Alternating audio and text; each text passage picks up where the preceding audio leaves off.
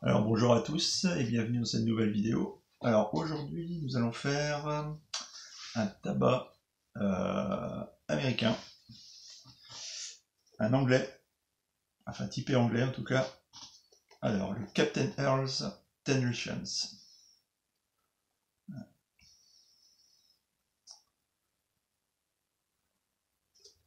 Alors un tabac typé anglais avec du Virginia, Latakia, Oriental Turk et, euh, et c'est tout. J'ai noté Cavendish, si, Cavendish. Et je me demande si, en fumage, s'il n'y a pas un petit peu de pyrrique. Je ne sais pas. C'est pas noté forcément sur le. Je vais pas retrouver sur la boîte, mais j'ai eu cette impression-là par moment. Bon. Alors comment est-ce qu'on pose? Donc Captain Earl, c'est du, c'est Cornell Deal en fait. Il se compose comment? En fait c'est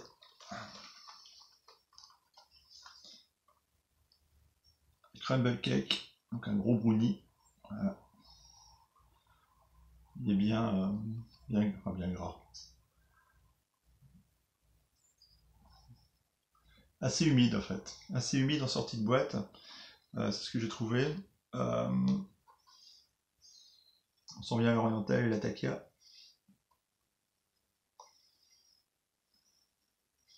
L'odeur est vraiment très excellente. Hein. Cette odeur d'âtre de cheminée, de cuir, de bois brûlé. C'est vraiment très bon. C'est vraiment très bon. Alors c'est un crumble cake, alors comment ça se passe? Bon alors, il me reste un petit peu au fond de la boîte, je vais le mettre, hop, on va l'utiliser. Et ensuite, on émiette un petit peu, enfin on prend un petit bout du cake. Voilà, tout simplement. Hein. On en détache un bout, et ensuite on l'émiette tranquillement. On l'émiette tranquillement dans une petite soucoupe. Donc un tabac forcément qui est, enfin j'allais dire très sombre, pas forcément, hein, parce qu'on a quand même du Virginia.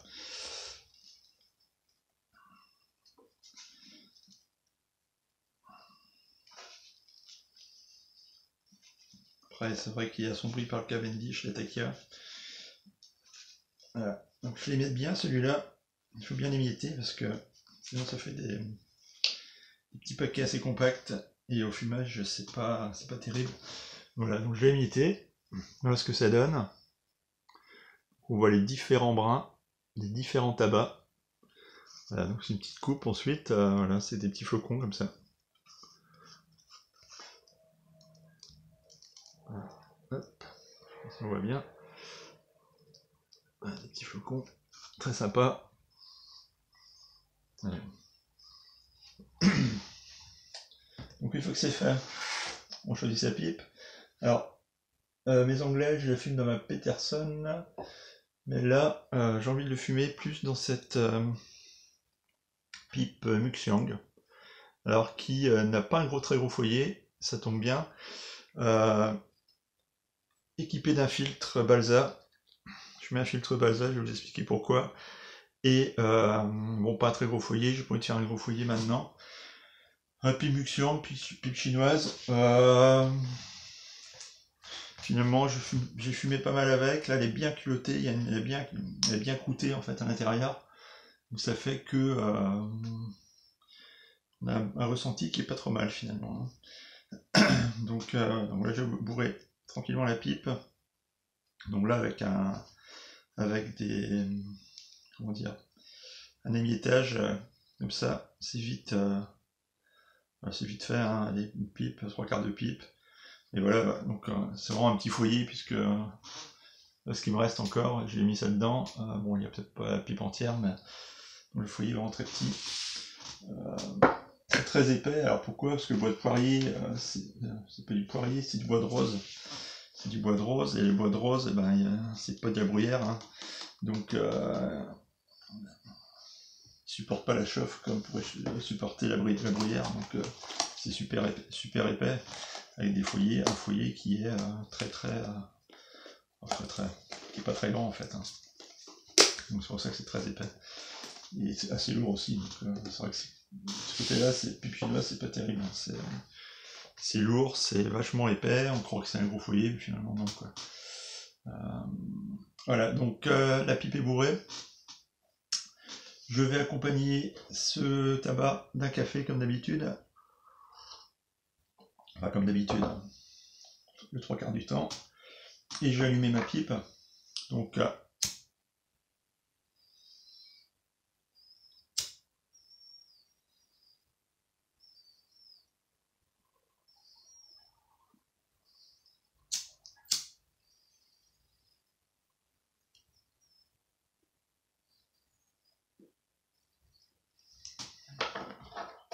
allumage sans grande difficulté.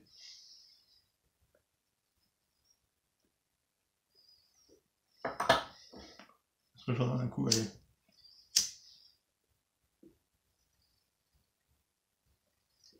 Un petit peu humide en sortie de boîte. Mais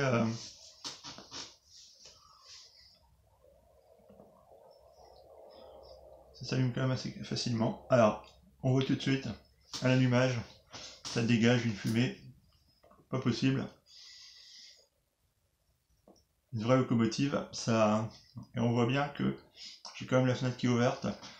La fumée, en fait, elle reste stagnée au-dessus, là. Même devant la caméra, hein, on voit.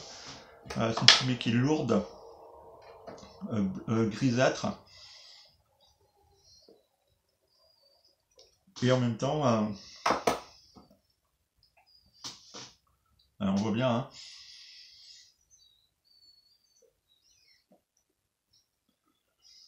cette fumée qui est assez lourde et qui a du mal à se dissiper.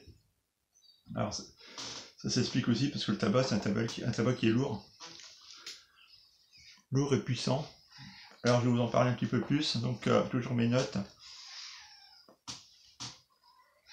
Et là, je vais pas t'embêter.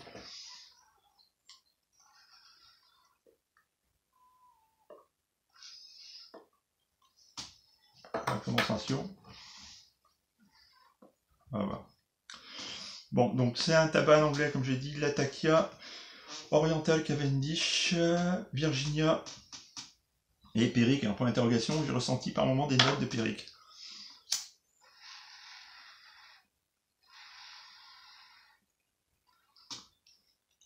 Je pense qu'en vous parlant, j'ai été obligé de le rallumer plusieurs fois parce que la combustion est assez compliquée. En plus, j'ai un filtre, donc voilà.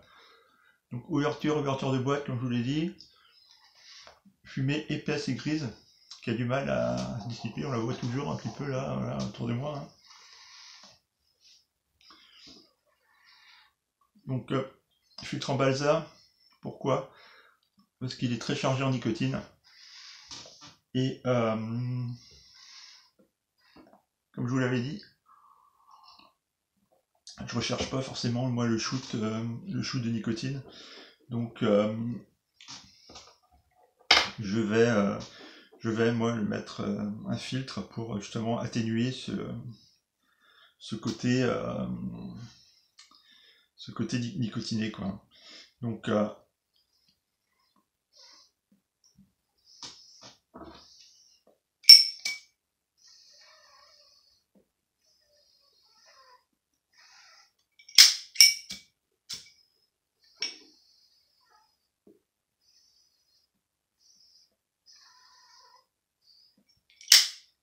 un tabac qui a du mal quand même à se consumer. Alors on sent quand même ce qui prédomine dans ce tabac, c'est l'oriental. Alors tout de suite on a l'odeur, on l'a en bouche. Dès qu'on allume la pipe, on a l'oriental, la puissance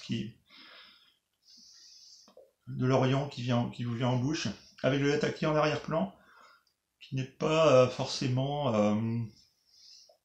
alors je vais dire qu'il n'est pas présent, qui est très présent, mais qui est bien équilibré quand même, qu'on ressent avec des pointes par moment qui vient rehausser le mélange.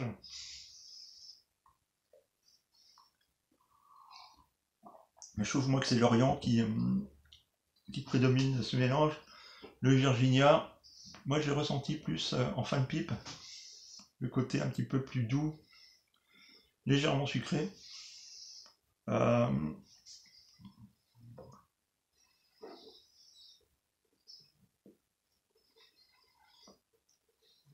Il adoucit un peu le mélange. Et je voulais parler du Périque tout à l'heure.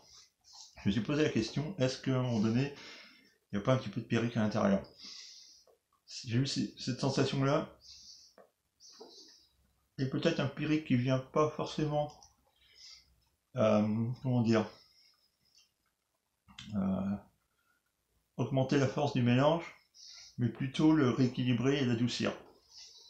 Donc là c'est un peu, je suis un petit peu perdu là-dessus. Je ne sais pas. Je ne sais pas.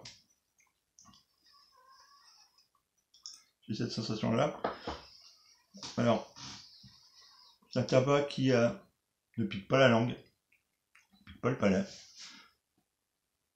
Il est quand même super agréable en bouche.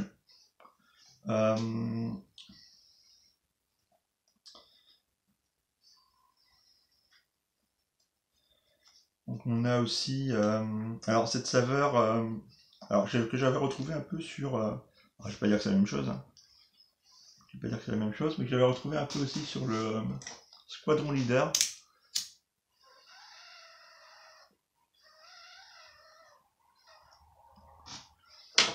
Cette saveur un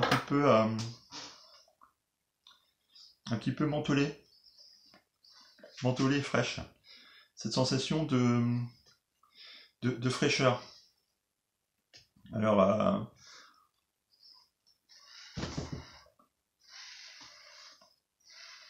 Alors, c'est désagréable ce bruit, je sais pas si vous l'entendez. Ce bruit d'humidité à l'intérieur de la pipe. Alors le tabac, j'aurais dû le laisser sécher en fait. Alors je vais faire une chose qu'il faut jamais faire, c'est enlever le bec de sa pipe. Alors c'est une pipe chinoise, je m'en fous un peu. Mais il faut éviter de le faire et passer la chenillette dedans.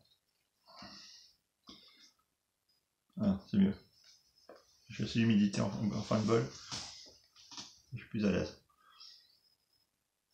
Alors, ce côté mentholé frais que j'ai retrouvé moi dans le Squadron Leader. Après, je vais pas dire que c'est la même chose, hein. Par moment.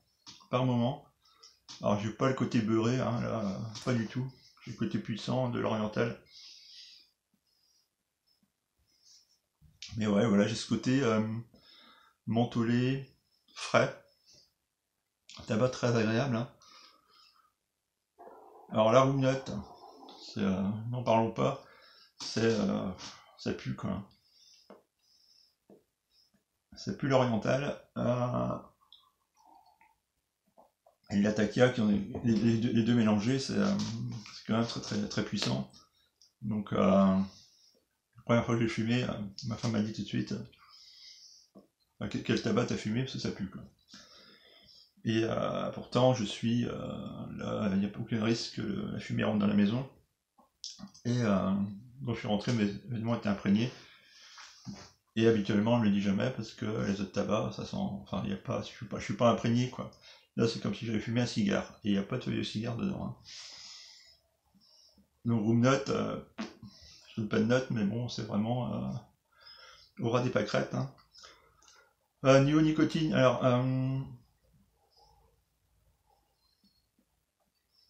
en début de pipe, vous n'allez pas le sentir. Par contre, vous allez vous prendre un coup. Alors, un coup. Je pensais plus nicotine que ça. Ce que j'avais lu, c'était qu'il y avait des mecs quand même qui mettaient des trucs plutôt quand même costauds, hein, comme quoi ils avaient limite fait des malaises. Enfin voilà, bon. Après, entre ce qu'on lit et ce qui existe, faut aussi se méfier. Mais bon, je me suis dit, ça va être un truc quand même qui va être costaud. Finalement, il est nicotiné, mais ça reste quand même raisonnable si je compare. Alors toujours au même, hein, le Hall Dublin. Le Hall Dublin est quand même beaucoup plus costaud, plus costaud que celui-là, hein, je trouve. Mais là on le ressent surtout en fin de pipe. un peu comme les cigares en fait, où on a le côté plus costaud qui arrive en fin de fumage. Là c'est un petit peu le même style, donc attention quand même, vous le faites après un bon repas, après avoir bien mangé, vous ne faites pas le ventre vide, pour éviter d'avoir des mauvaises surprises. Mais moi je l'ai pas... Là je l'ai fait à midi, je l'ai fait aussi le soir, après manger. Hein. J'ai pas ressenti, je sentais un petit peu la nicotine, mais par rapport à d'autres tabacs que j'ai fumé. Pour moi il n'y a rien d'alarmant, mais attention quand même. Hein. Bon, il est très très goûteux, hein, il y a un goût, fort goût d'Orient en bouche. Alors là j'ai le côté un petit peu sucré qui arrive, donc je pense que ça c'est le côté Virginia qui commence à se faire ressentir. Je pense qu'une fois le tabac bien chauffé, les accords de Virginia arrivent.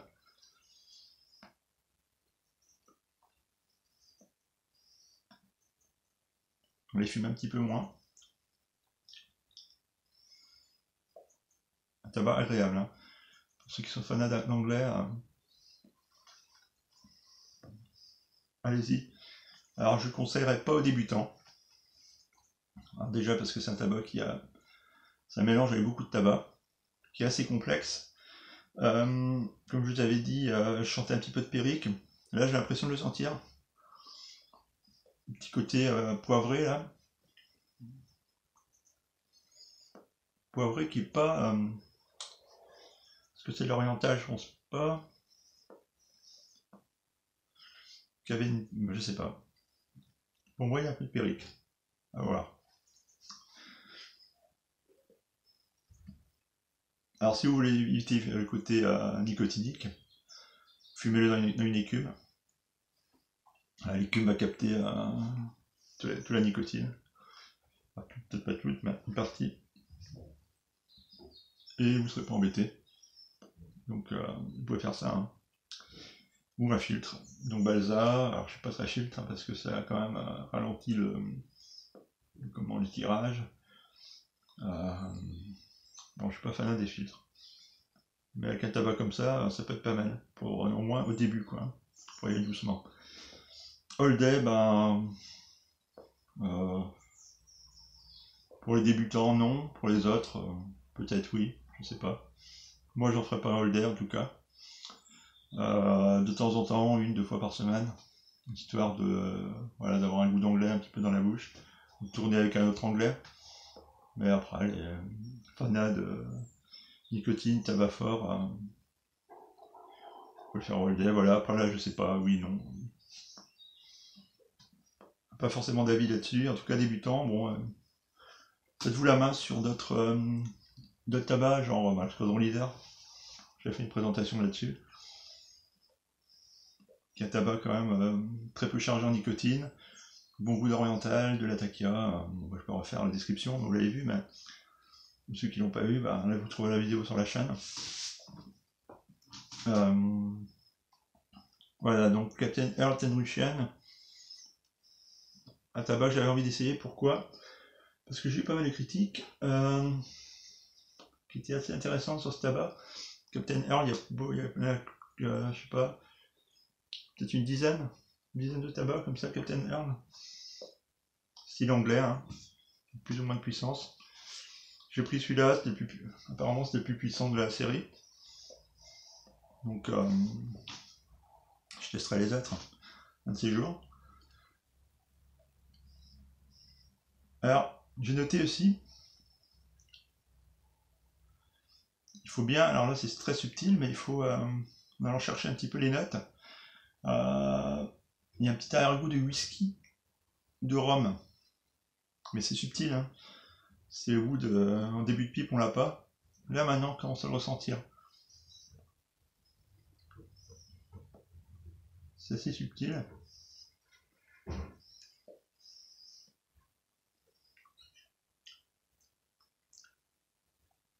En tout cas, il agresse pas les papilles. Hein. Vous pouvez tirer dessus. Attention, côté nicotine. Vous pouvez tirer dessus. Il va pas vous agresser le palais ni la langue. terme à ma foi assez agréable.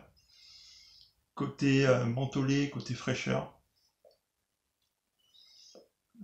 Puissant quand même, puissant, lourd, fumée lourde. On voit là, sur la caméra, la fumée a du mal à se disperser.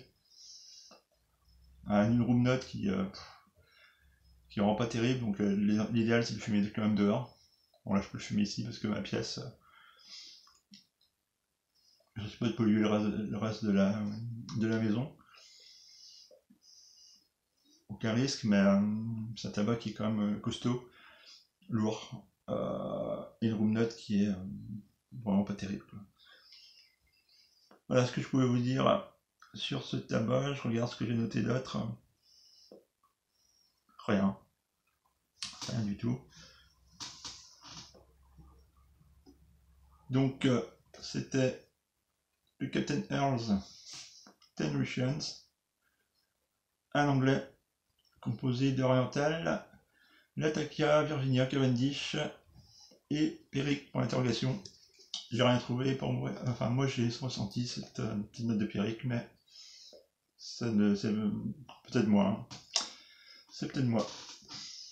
Voilà, je vous souhaite à toutes et à tous une très bonne journée et à bientôt pour une prochaine vidéo. N'oubliez pas les petits pouces. Si ça vous a plu, abonnez-vous si vous n'êtes pas abonné. Vous activez aussi la petite cloche pour avoir les notifications. Mon compte Instagram, CenteurLG, mon compte Facebook, CenteurLG. Si vous avez des questions, mon adresse mail est sur la page YouTube. Envoyez-moi des questions, je réponds toujours aux mails. Un petit commentaire, ça fait toujours plaisir aussi. Voilà. À bientôt.